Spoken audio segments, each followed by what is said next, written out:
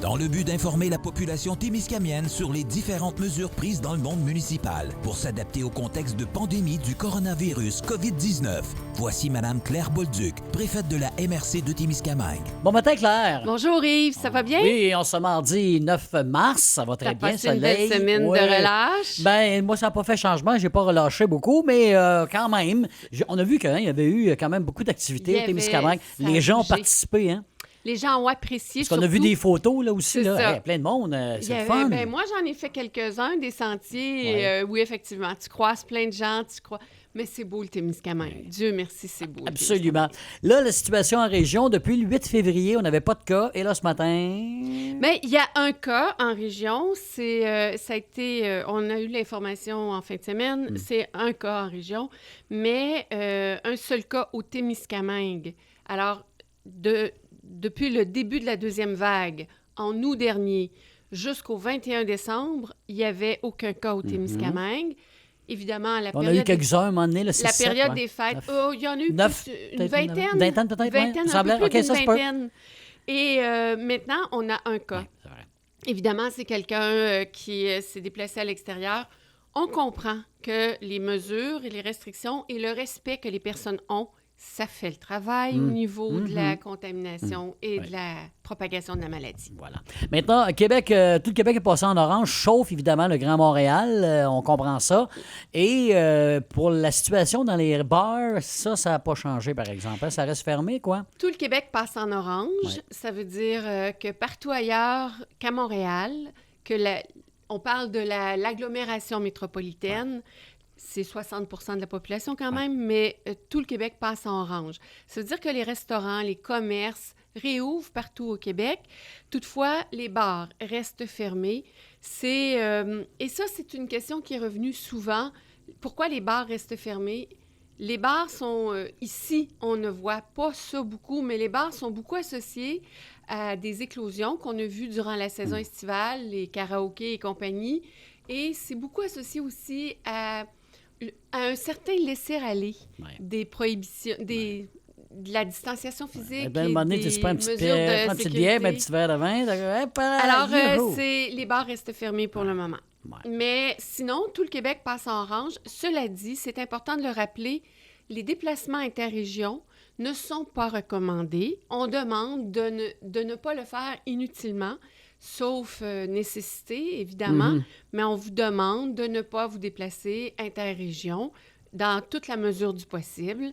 Et par ailleurs, toutes les activités possibles sur les territoires s'ouvrent. On a vu en fin de semaine une manifestation à Québec pour la reprise des activités sportives par équipe, parce que la reprise des activités sportives, particulièrement dans les zones oranges comme la nôtre, les gyms et tout ça, c'est redevenu disponible. Et durant la semaine de relâche, plusieurs municipalités ou même les commissions scolaires avaient mis à la disposition des familles les gymnases. On pouvait louer les gymnases pour faire des activités avec notre bulle familiale.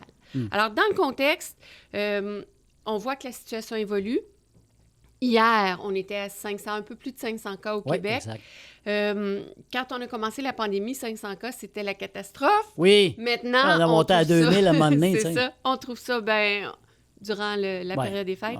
Mais on trouve ça bien. Cela étant, toutes les mesures de distanciation et les règles sanitaires continuent d'être absolument, je répète, absolument nécessaire. Le guide de la CNESST. En fait, la CNESST, la Commission des normes de l'équité et de la santé et sécurité au travail, a émis, et ils ont fait un travail gigantesque pour rendre accessibles les guides de normes sanitaires relatifs à la COVID-19 dans tous les secteurs d'activité. Ces guides-là, ils sont nécessairement utiles aux employeurs, ils sont nécessaires dans les milieux de travail, mais ce sont de très bons guides pour tout le monde. Et c'est pour ça que j'en parle. C'est facile à retrouver. Vous allez sur le site de la CNESST. Vous avez un onglet qui s'intitule Coronavirus. C'est un beau petit virus. C'est bleu. Il ressort sur la page d'accueil. Et là, vous allez trouver un nouvel onglet, tous les trousses COVID-19. Et quand vous entrez sur cet onglet-là, vous avez par secteur d'activité la trousse générale, OK. tout ce qu'on doit faire, mais par secteur d'activité, les précautions particulières. Moi, j'ai copié celle de la restauration qui compte un guide complet. Le guide est assez volumineux. Ça dit ce qu'il faut faire et pourquoi il faut le faire. Il y a la liste des vérifications quotidiennes à faire dans toutes les entreprises et il y a des affiches disponibles. Le tout est en français et en anglais. Alors, c'est vraiment... C'est assez complet, là. J'en parle parce que des fois, on se demande pourquoi ils exigent telle ou telle chose dans les restaurants, mais vous pouvez avoir ceux des salles de spectacle et cinéma, vous pouvez avoir ceux des activités intérieures et extérieures pour le sport, vous avez les institutions muséales et les bibliothèques, vous avez les commerces, vous avez pour l'agriculture, vous avez pour le secteur de la construction, ils sont tous disponibles. Donc, si on se pose des questions, là... Hein? Mais la population, je vous invite à aller les consulter, ces guides-là. Vous allez voir ce qui est exigé de la part des gens qui nous accueillent dans leur commerce, dans leurs installations. Beaucoup de travail. C'est beaucoup de travail. Alors, c'est une façon de plus de connaître leurs obligations et de contribuer concrètement à respecter toutes les obligations qui sont émises pour tout le monde. C'est la meilleure façon de contrôler la propagation de la maladie. Passer au travers.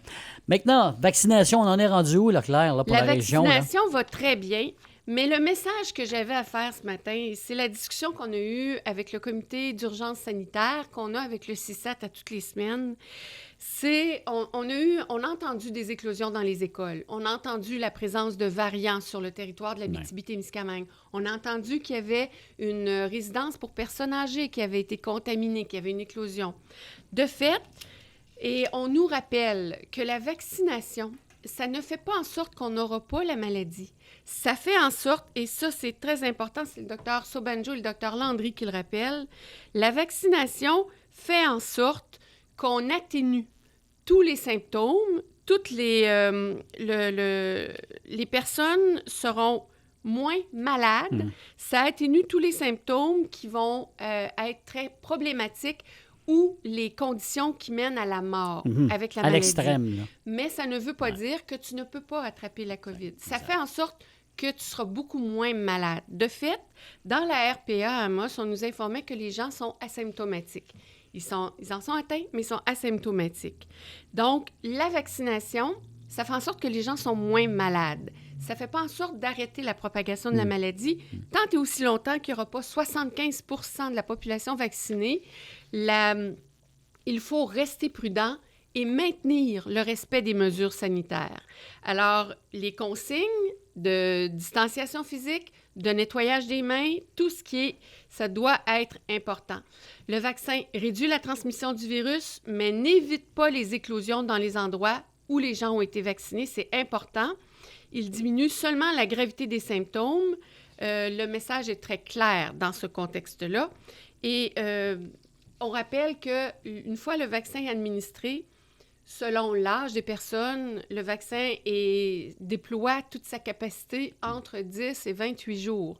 Dans les RPA, c'est plutôt 3 à 4 semaines, là, 21 à 28 jours.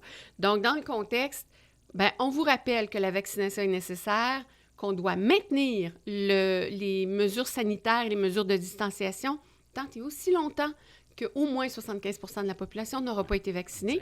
Cette vaccination-là, ça va bien. Les CHSLD, c'était fini. Les RPA, c'est complété. Les communautés autochtones également. Et là, on vaccine les personnes de 70 ans et plus dans la région. Voilà. On peut prendre les rendez-vous pour les vaccins pour les personnes de 70 ans et plus. C'est la priorité 5 de toute la liste. Et l'information est disponible où pour les âges et tout ça? Claire, toutes les personnes peuvent trouver l'information sur le site du CISAT, CISSAT. Toutes ces informations-là sont disponibles. Vous avez les numéros de téléphone. Les endroits. Vous pouvez vous inscrire en ligne. Vous avez les numéros de téléphone si vous ne pouvez pas vous inscrire en ligne. Si vous appelez au CISAT, on vous redirigera vers ces numéros de téléphone-là. Vous pouvez vous inscrire. Je rappelle que les zones de vaccination ici au Témiscamingue, ce sera à l'Hôtel de Ville à Ville-Marie, salle de l'Âge d'Or, et ce sera au Centre de santé Témiscamingue-Kipawa. Exact. Et c'est la dernière, là, en tout cas, pour l'instant, Claire? En fait, étant donné l'état de situation sur la contamination de la COVID, il y a nous, on se parle quand il y a des rappels à faire, quand on veut rassurer la population ou quand il y a des informations pertinentes qui doivent être partagées avec la population. Alors, dans le contexte, la situation évolue bien au Témiscamingue. On persiste et signe, on maintient notre belle performance. Alors, je vais m'abstenir de vous parler de la COVID pendant les prochaines semaines. Si jamais je devais revenir, si jamais il y avait quelque événement que ce soit qui requiert une attention de notre part, on le fera, je reviendrai. Mais sinon, je vous revois la semaine prochaine après la réunion du Conseil. Merci beaucoup, Claire Bolduc. Merci beaucoup, Yves Bertrand. Ce sera toujours un plaisir de revenir te parler. À la prochaine. Au revoir. Bye. Le point sur la COVID-19 est une présentation de la MRC de Témiscamingue en collaboration avec CKVM FM et TV Témis. Merci d'avoir été là. À bientôt.